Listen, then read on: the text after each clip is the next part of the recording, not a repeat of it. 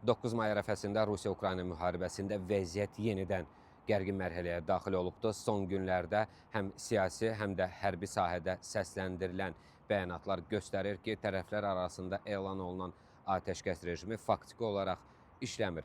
Bryansk şəhərinə Ukrayna Silahlı Qüvvələrinin hücumu nəticəsində 2 yaşayış binasına 20-dən artıq mənzilə və 40 avtomobilə zərər dəyibdir. Rjev şəhərində isə pilotsuz uçuş aparatının hücumu səbəbindən 350 nəfər, o cümlədən 60 uşaq təxliyə edilibdir. Rəsmi Moskva baş verənləri Ukrayna tərəfindən atəşkəsin pozulması kimi qiymətləndirir.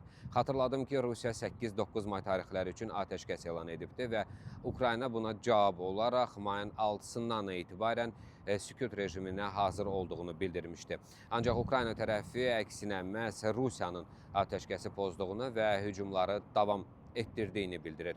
Rəsmi Kiyevin məlumatına görə yalnız ötən gecə Rusiya ordusu Ukrayna ərazisinə 108 pilotsuz uçuş aparatı və 3 raketlə zərbə endiribdir. Ukrayna hakimiyyəti hesab edir ki, Moskvanın elan etdiyi 9 may atəşkəsi real vəziyyəti əks etdirmir və daha çox siyasi xarakter daşıyır.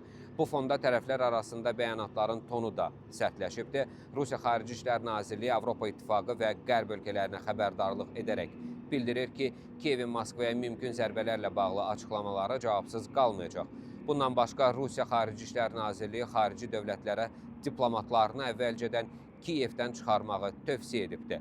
Moskva bəyan edir ki, əgər Ukrayna 9 may ərəfəsində terror xarakterli planlar həyata keçirməyə cəhd etsə, Rusiya ordusu cavab zərbələri endirəcək və həmin zərbələr elə Kiyevdəki qərar qəbul etmə mərkəzlərinin də hədəf ala bilər. Siyasi analitiklər də baş verənləri şərh edir və ekspertlər hesab edirlər ki, hazırda tərəflər bir tərəfdən diplomatik əlaqələri qorumağa çalışır, digər tərəfdən isə həm informasiya müstəvisində, həm də hərbi sahədə təzyiqi artırırlar. Bu isə yaxın günlərdə vəziyyətin daha da kəskinləşə biləcəyini və xüsusilə simvolik tarixlər ətrafında yeni eskalasiya riskinin qalmaqda davam etdiyini göstərir.